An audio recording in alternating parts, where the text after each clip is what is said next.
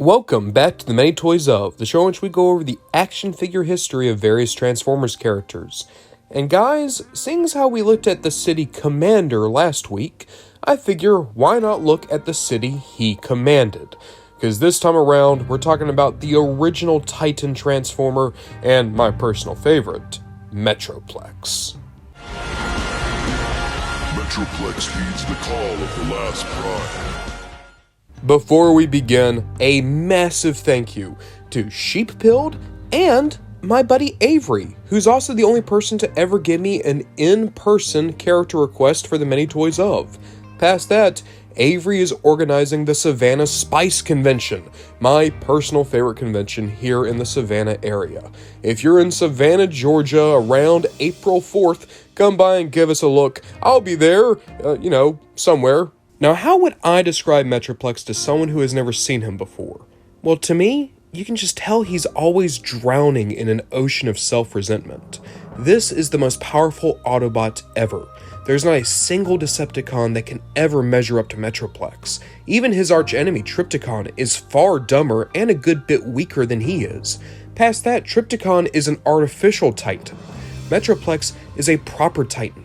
Someone who's been around for as long as the 13 Primes were. He's ancient, he's wise, but beyond all else, he's powerful. He is more than a one-man army. He could destroy planets if he wanted to. But he's a gentle giant. He loves the Autobots. He loves each and every single bot that calls Autobot City home. And that's what he is to them. He's home. He's the base that they can return to. He is the walls that keep them safe. But it also means that Metroplex has to live with the fact that he's not a battlefield bot, and he thinks he should be. He wishes he could be on the front lines. He wishes that he could be in every single battle and take every single shot aimed at one of the Autobots on the front lines. He wishes he could take all their pain away. He wishes every day that an Autobot dies that it was him who died instead. But he can't be a frontline bot. For many of the Autobots, this is the only place where they can be safe is inside Autobot City.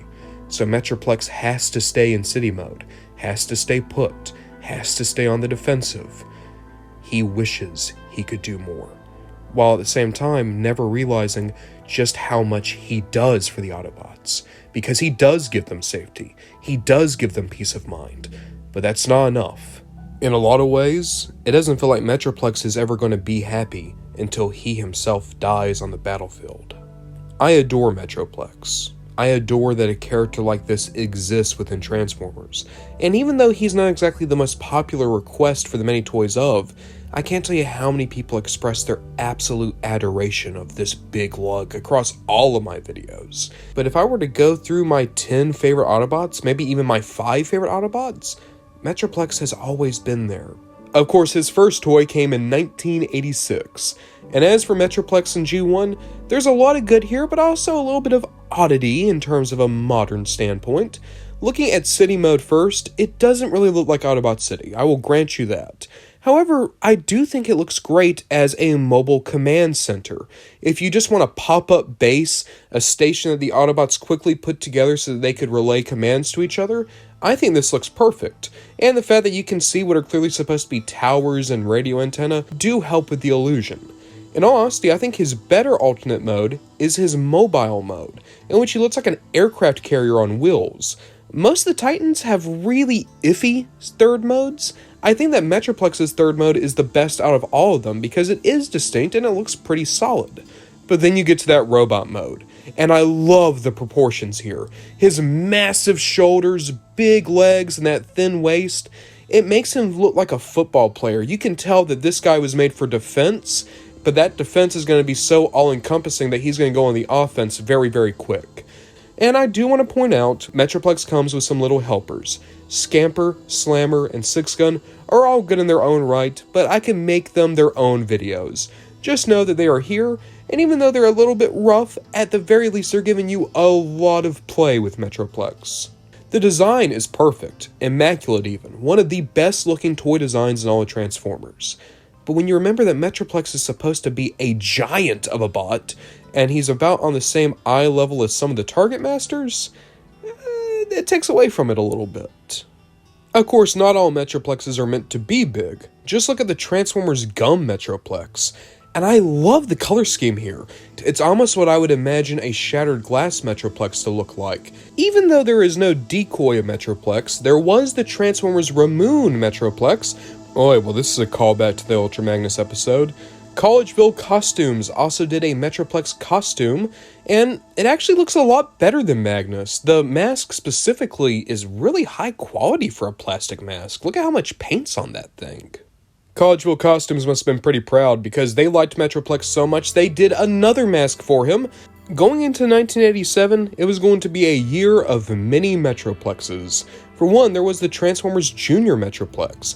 Now this is a very simplified version of the original toy, it can't even go into the city mode, but it's a great little pocket scale Metroplex. Soft Robo would make a vinyl figure of Metroplex, Forms Robo would do their own decoy style Metroplex.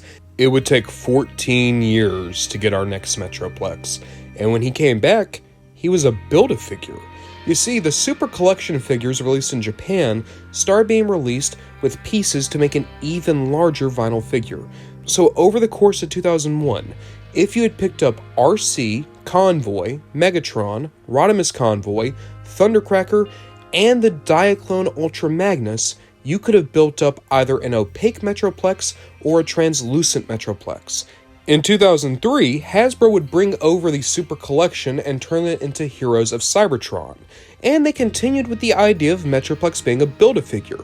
This time around, you would need to get Devastator, Megatron with Laserbeak, Omega Supreme, Optimus Prime with his communicator, Ratchet, and Coronation Starscream in order to build up a Metroplex that was more or less identical to the Japanese release.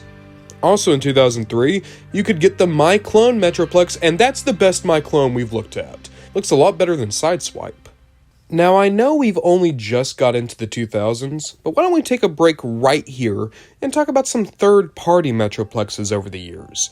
As you can imagine, the fandom loves this big guy, so third-party, they like to make money, so of course they like to send out a Metroplex every so often. Now, the first third-party Metroplex I remember hearing about was the Make Toys Utopia, and at the time, this was the largest figure ever produced by third party. I adore this figure, incredibly well articulated, and his aesthetic is all his own. He could very easily fit into an IDW shelf, but he's not really based on any one Metroplex. This was just the designers doing their own thing. I especially love how the one skyscraper stays over his shoulder looking like a big turret, and I adore how sharp the head sculpt became. His antennae look like little knives for ears. Too good for this world. I would still like to pick up Utopia. Mastermade did an ultra deformed version of Metroplex that transforms into the city, and just like I said about Make Toys Utopia, he's doing his own thing entirely, but it's a great look, and I like just how cutesy this Metroplex is. One of the newest Metroplexes to be coming out is the Seiyang Culture YC001 Vladivostok Metroplex. Now this guy is Legend scale, which is to say he's scaled to Legends figures, and he honestly looks pretty solid too. The colors here are a lot more diluted because they were really focused in on him looking more like a military base, and in robot mode, he's gargantuan, decently well articulated, and even though I've seen some pushback in terms of QC, apparently people have been having a lot of issues with his hands and fingers, most of the form seems to be pretty stable. But guys, do you remember Studio Cell? You know, that Unicron that everybody seemed to like from third party? Beautiful looking toy. What if I told you that company was doing a Metroplex? Now keep in mind, by the time I'm recording this, we've only known about this figure for about 2 weeks. But at TFCon Baltimore 2024, we found out about the Fall of Cybertron Metroplex that this company is working on. And it might be years before we ever see this guy, but he looks spectacular. Of course, another Metroplex that we have right over the horizon is the Dr. Wu Metroplex. Now this is a Micromaster Metroplex. Notice what I said there. He is not to scale with Micromasters. He is himself a Micromaster. It's going to be the smallest Metroplex ever made that still transforms, and he looks incredible. And with that, that's all third-party Metroplex. Now, keep in mind, Metroplex may not seem like he's had a lot of love from third party, but the thing with Metroplex is more often than not, you have to make him gargantuan. That's a big price tag, and there's not many characters that can consistently sell a big price tag. Metroplex, Omega Supreme, Devastator. Those three always seem to make money, and maybe that's why, even though it doesn't seem like he's had that much from third party, the truth is he's had far more than you might think. Going into 2005, we would get the single most distinct version of Metroplex ever, in Transformers Cybertron. In Cybertron, Metroplex was not a Titan. He was the leader of Giant Planet, which puts him on equal footing with Optimus Prime. And befitting the king of giants, he is himself the largest toy in the entire Cybertron toy line. That said, Primus is a little bit taller than him, and he turns into a massive excavator. I also adore his voice in this show. He just sounds like a cool Scottish king rolling around and laying down the law. In terms of the toy, what the Hasbro designers intended was to make the largest Transformer they possibly could, while at the same time being willing to sacrifice the vehicle mode. And the vehicle mode is rough. The excavator mode looks like nothing. It looks like a Transformer in a fetal position. But then the robot mode, I like this. He's a bit gangly, he's a little bit too tall for his own good, but he also does have a regal air about him. The broad shoulders and the color scheme help give him a sense of importance and grandeur. Even better, I love his head design. Changing the head design to be a yellow face with blue antenna, I didn't expect it to hit even harder than the original G1 Metroplex, but it honestly does. And I think the perfect Metroplex design is somewhere in between this guy and a G1 Metroplex. More on that in a bit. In 2006, we would get Megalo Convoy Gold Edition. Megalo Convoy was Metroplex's name in Japan, and this is a solid gold-chromed version of the guy. Going into 2008, we would get the reissue of G1 Metroplex via the Japanese Encore line. 2013 would be the year that I became a fan of Metroplex, because in Fall of Cybertron, he was one of the biggest things that made people want to buy the game. The commercials for the game literally ended with Metroplex coming online and saving the Autobots just when all hope seemed lost. And sure enough in the game, that's more or less what happens. Here, Metroplex was a sleeping titan that only began to reawaken when Optimus Prime started taking the Matrix deeper and deeper into the depths of Iacon. And just as it seemed as though all the Autobots aboard the Ark were going to be destroyed, Optimus ordered whatever presence had been helping him move throughout the city to aid his army. And what Optimus didn't expect was that the person helping him through the city was the city itself. Metroplex stood up to heed the call of the last Prime, and that led to one of the best missions in the entire game, where you and Metroplex are just going around and destroying all of the warp cannons. And even when it seemed as though one of the warp cannons got your big boy, turns out Metroplex just took a little bit of a nap. He shows up to grind Megatron into dust and make the Decepticons retreat. Metroplex single-handedly defeated the entire Decepticon army. And then he spends the rest of the game protecting the Ark, making sure that no one ever tries to hurt any of the wounded Autobots again. But that gets us to the end of the game, in which there's no more Energon, and the Autobots need to leave. There's no more time. And Metroplex, just like every other Metroplex in every other universe, he sees a way that his friends and his army could survive. He was more than willing to give up his own Energon to ensure the Autobots in the Ark were able to escape. In 2013, Titan-class Metroplex would be released in the Generations line. Keep in mind, not only was this the centerpiece of the Thrilling 30 campaign, but this was the first Titan figure ever, and Metroplex was for 3 years the largest Transformers toy ever produced. He would lose that title to Titan's Return Fortress Maximus, and nowadays HasLab Unicron is the largest ever, but Metroplex was the biggest when he released. And the robot mode, even though there's parts of this that are very Fall of Cybertron in terms of the head design and even the torso, and he came with a number of voice clips from Fall of Cybertron, this is undoubtedly a G1 design. He's a little bit too thin to be Fall of Cybertron Metroplex. And looking at the vehicle modes, The city mode is honestly a little bit worse here than it was in G1. It looks more like a guy just doing a starfish. But I do still like the mobile center, but the robot mode is where Metroplex shines. He is one of the best articulated big Transformers of all time. And even though modern Titan-class figures like Scorponok, Nemesis, and even another Metroplex far outclass this guy in terms of articulation, this guy still is nothing to snuff at. You could have gone this same Metroplex at San Diego Comic-Con, in which he would have come with a couple of figurines, including Orion Pax, Megatron, Bumblebee, Thundercracker, Trail Cutter, and Hoist. There was yet another unique release at the Animation Comic Game Hong Kong Convention 2013, and he came with the same figurines as the SDCC one, only they were in different colors. Tired of this mold yet? There was yet another unique version of him released into Takara Tomy markets. Here, you got room for one more thrilling 30 Metroplex. In 2018, there was a re-release of the American Generations Metroplex in Takara Tomy markets.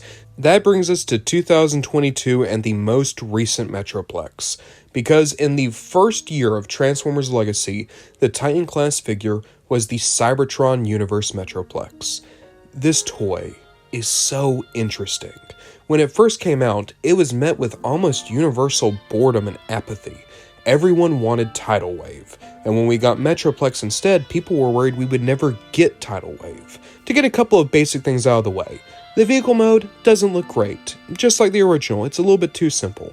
Alongside that, the battle mode is okay, better than the original toy for sure, but still nothing much. And there is no Minicon, unfortunately Drillbit was not included here. But oh my god, guys! He stands at 22 inches tall. He is a wide figure. He's a well-painted figure. And he is one that would absolutely be a brilliant centerpiece to any collection. And that's it! Now, I could see a lot of people saying that Metroplex hasn't had that many toys in the grand scheme of things. And to be sure, most of his toys are re-releases, especially of the thrilling 30 Metroplex. But I want you guys to think about it like this, right? Despite the toys he's had, Metroplex has never been a shelf warmer. He's always sold out, pretty quick too. And even his slowest selling toy of all time, that being the Legacy Metroplex, it still did pretty well in the long run.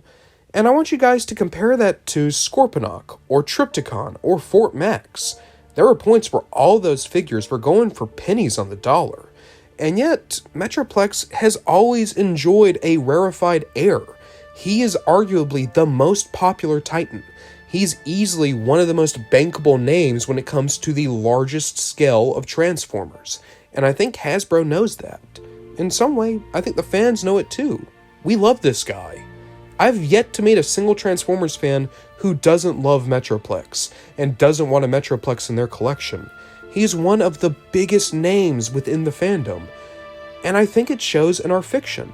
He's in IDW, a ton. He's in Fall of Cybertron, a ton. He's in Animated, even though you never see the robot mode. He's in Cyberverse. Metroplex always has a place within the fiction because he always has a place within our fandom. And this is where I'm going to get a little bit personal. I think it's because we can all understand where Metroplex is coming from. Metroplex has imposter syndrome. Metroplex has self-resentment. Metroplex never feels like he's good enough. And I feel like a lot of us can really empathize with those emotions. I know there's been a lot of days that I've woken up and I don't feel good enough. I don't feel like I could be doing as much as I should be. There's a lot of times where I feel a lot more like a Metroplex than I feel like an Optimus Prime. But guys, I'll ask you, which was your favorite Metroplex? And is there a Metroplex you're trying to track down right now?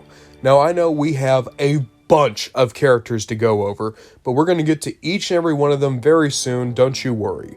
In terms of that 4,000 subscriber special, I have all the votes in by this point, and I'm hoping to have it out next week, regardless of who won that poll. Thank you guys so much for watching. I hope you enjoyed the many toys of Metroplex, and hey, I guess we'll just have to see what we get up to next time.